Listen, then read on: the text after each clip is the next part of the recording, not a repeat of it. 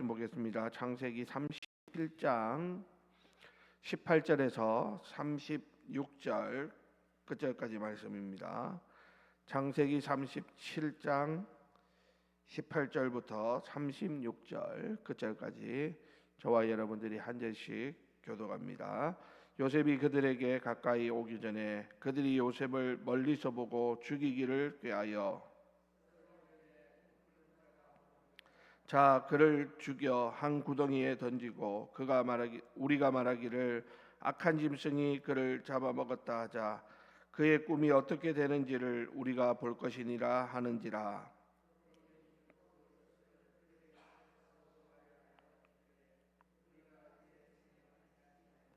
루벤이 또 그들에게 이르되 피를 흘리지 말라. 그를 광야 그 구덩이에 던지고 손을 그에게 대지 말라 하니 이는 그가 요셉을 그들의 손에서 구출하여 그의 아버지에게로 돌려보내려 함이었더라.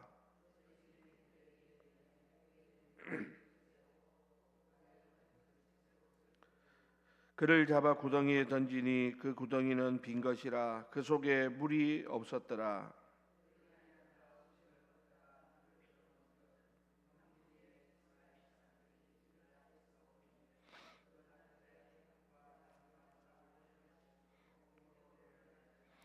유다가 자기 형제에게 이르되 우리가 우리 동생을 죽이고 그의 피를 덮어둔들 무엇이 유익할까?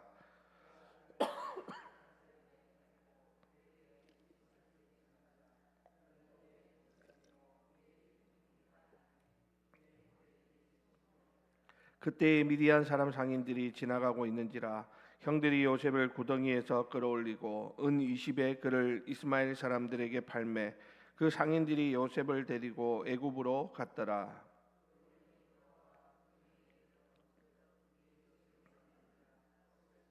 아우들에게로 되돌아와서 이르되 아이가 없도다. 나는 어디로 갈까?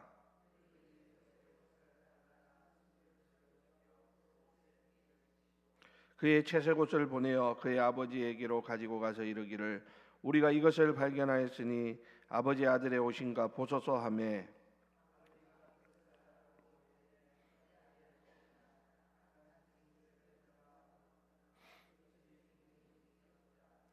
자기 옷을 찢고 굵은 배로 허리를 묶고 오래도록 그의 아들을 위하여 애통하니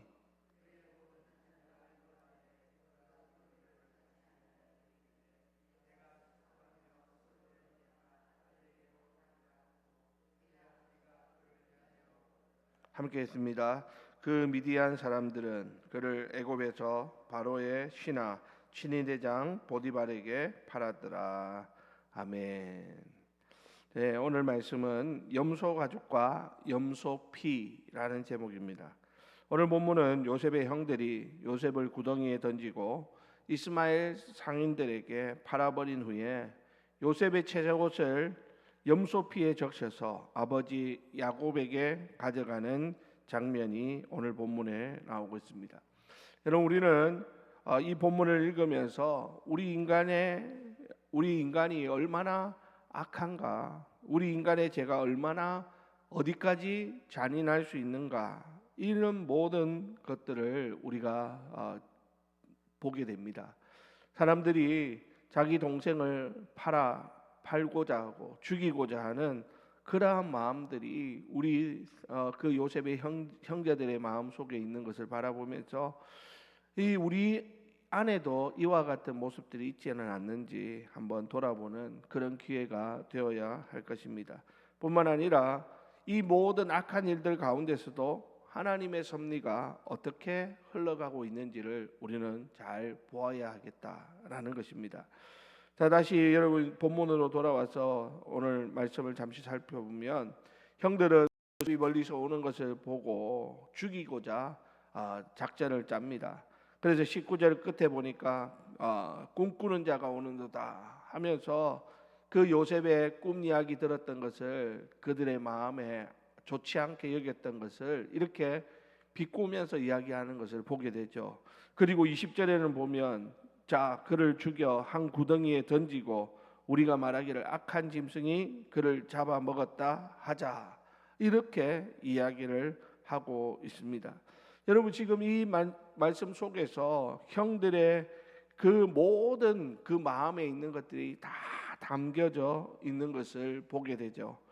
요셉을 향한 오랜 시기와 질투와 그리고 미움이 마침내 요셉을 죽이고자 하는 살인의 계획으로 이어져가는 그러한 모습을 우리는 보게 됩니다.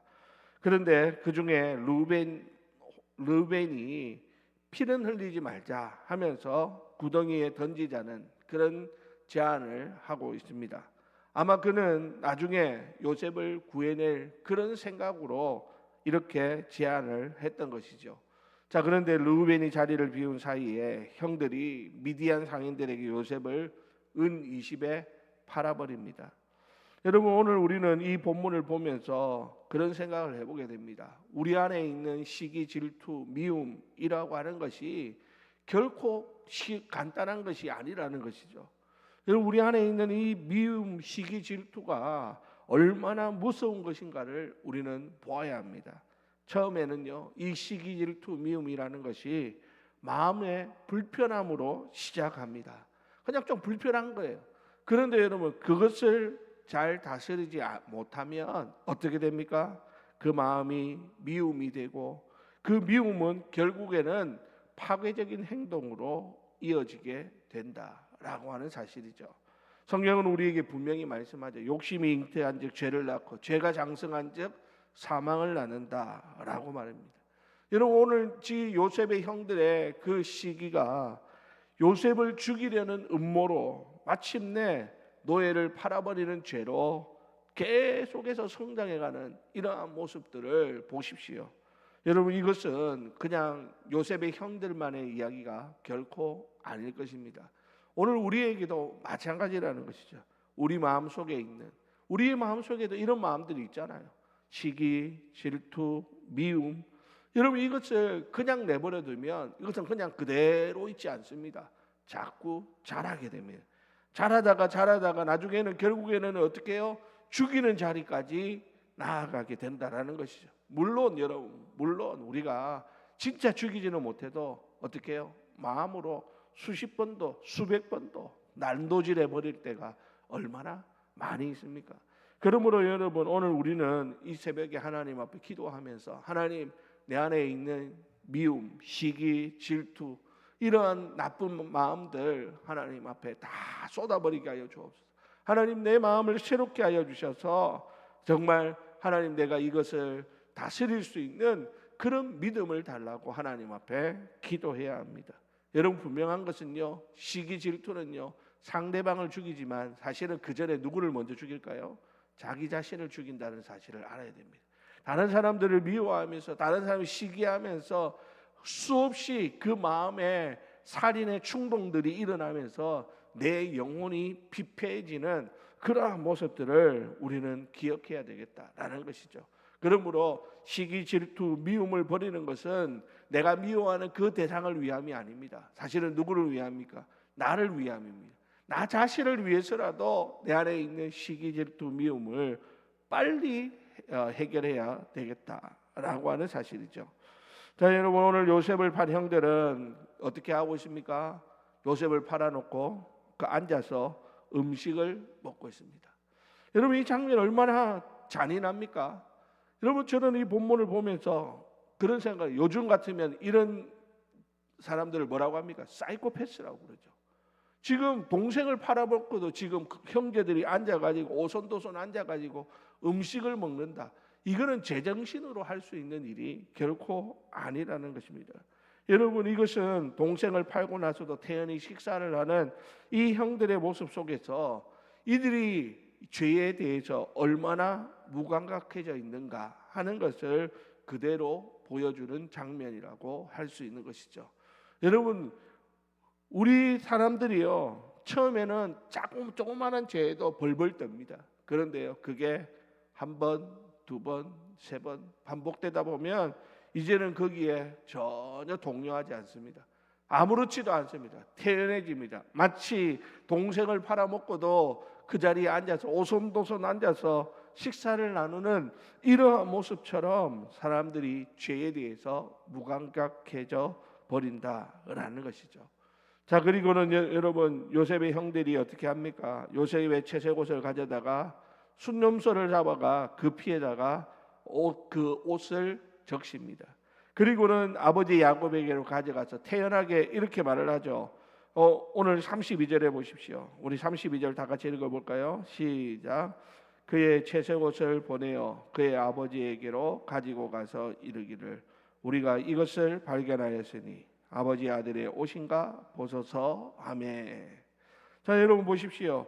그들이 얼마나 태연합니까? 동생의 그 옷을 벗겨다가 거기다가 순념소의 피를 바르고는 그리고는 그것을 아버지에게 가져가 가지고 아버지에게 확인을 시키고 있는 이러한 모습들. 여러분, 그런데 여러분, 염소 피에 적신 채색옷, 이것은 단순한 거짓말이 아니죠. 치밀하게 계획된 속임수였다라고 하는 것입니다. 자, 그런데 여러분, 우리는 여기서 역사의 아이러니를 발견하게 됩니다. 무엇입니까? 야곱은 젊은 시절에 염소 가죽을 손과 목에 두르고 아버지를 찾아가서 그 아버지 이삭을 속여서 그 형의 축복을 빼앗았던 사람이 야곱이죠. 자, 그런데 지금 그 야곱의 아들들이 이제는 그 염소 피를 사용해서 야곱을 속이고 있다라고 하는 것입니다. 야곱이 아버지에게 심었던 거짓의 씨앗이 세월이 흐르면서 돌고 돌아서 누구에게로? 자기 자신에게로 돌아오는 그러한 장면을 목격하게 됩니다. 여러분, 성경은 여기에 대해서 뭐라고 말을 할까요? 여러분, 갈라디아서에 보면 이렇게 말합니다. 사람이 무엇으로 심든지 그대로 거두리라 라고 말입니다. 여러분, 거짓은 반드시 그 대가를 치르게 됩니다. 내가 뿌린 씨앗은 반드시 어느 날 열매가 되어 나에게로 돌아온다라고 하는 사실을 우리는 잊어서는 안 되는 것이죠. 여러분, 오늘 내가 심고 있는 씨앗이 무엇인가를 우리는 점검해야 할 것입니다. 내가 정직을 심고 있습니까? 아니면 거짓을 심고 있습니까?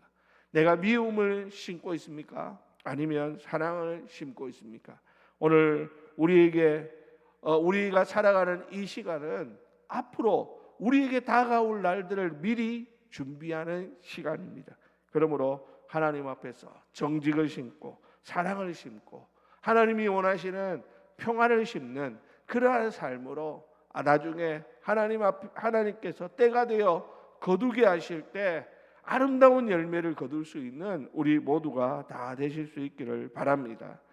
자, 여러분, 야곱은 그 아들들이 가져온 채색옷을 알아보죠. 그리고는 자기 아들의 옷이라고 하면서 악한 짐승이 그를 잡아먹었도다 하면서 옷을 찢고 굵은 배로 허리를 동이고 오랫동안 그 아들을 위하여 애통하는 그러한 모습이 오늘 본문에 나오고 있습니다.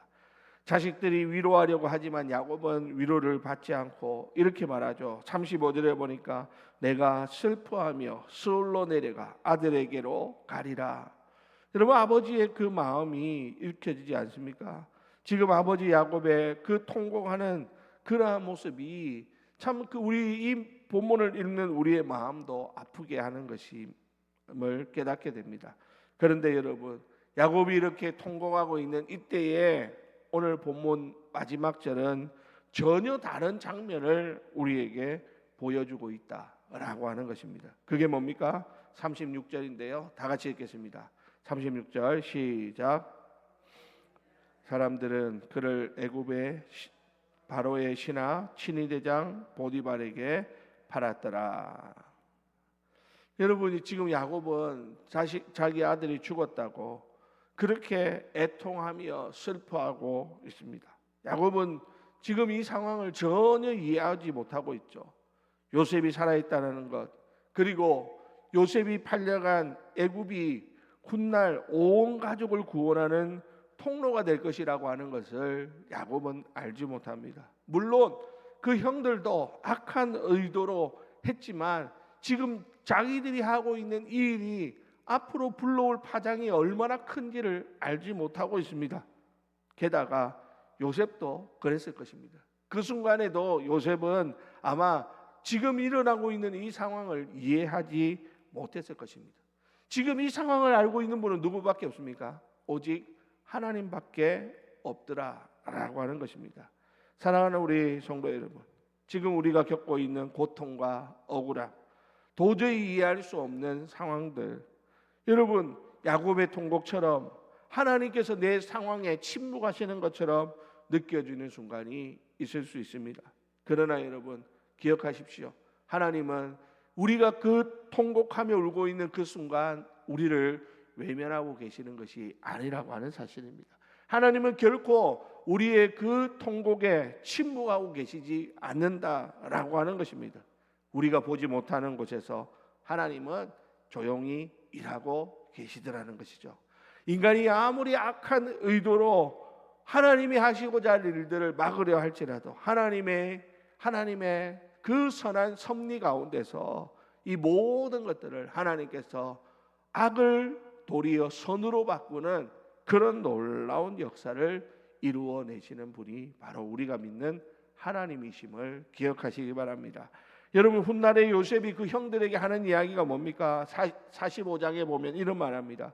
당신들이 나를 이곳에 팔았다고 해서 근심하지 마소서, 한탄하지 마소서. 하나님이 생명을 구원하시려고 나를 당신들보다 먼저 보내셨나이다. 여러분 요셉은 나중에 가서 보니까 하나님이 나를 내가 형들에게 미움을 받고 시기 질투를 받고 애굽의 보디발의 집에 팔려가고 거기에서 모함을 받고 감옥에 갇히고 이런 일련의 수많은 고난의 세월들을 보내면서 그가 깨달은 바가 뭡니까? 하나님 나를 버리셨구나. 그게 아니라 하나님의 선한 뜻이 있다라는 것입니다. 하나님의 선한, 내가 다 알지 못하는 하나님의 선한 계획이 있음을 요셉은 깨닫게 되었다라고 하는 사실입니다. 사랑하는 우리 주례교회 성도 여러분, 오늘 지금 혹시 내가 삶의 구덩이에 던져져서 힘들고 어려운 고통 가운데 있다 할지라도 여러분 하나님의 손 안에 있는 선한 계획을 우리가 믿고 의지할 수 있는 그런 우리 모두가 다 되시기를 바랍니다. 그 믿음으로 우리가 이 하루를 또 견뎌내고 이겨내고 또 이 가운데서 우리가 하나님을 원망하거나 불평하거나 하나님의 뜻에 거스르는 그러한 행동을 하는 것이 아니라 오히려 하나님의 선한 뜻을 의지함으로 끝까지 순종하며 걸어갈 수 있는 그런 믿음의 삶을 살아가는 저와 여러분들이 다 되시기를 예수님의 이름으로 간절히 축원드립니다. 기도하겠습니다. 우리 이 시간 다 같이 기도할 때 오늘 주신 말씀 가지고 주여 한번 부르고 통성으로 기도하신 후에 자유롭게 돌아가도록 하겠습니다. 주여, 하나님 아버지 은혜와 사랑을 감사합니다. 오늘도 우리를 사랑하시는 주님, 하나님 아버지 오늘 이 새벽에 또 우리를 이 자리로 불러주시고 함께 말씀을 통하여 하나님의 선한 뜻을 분별하도록 도와주시니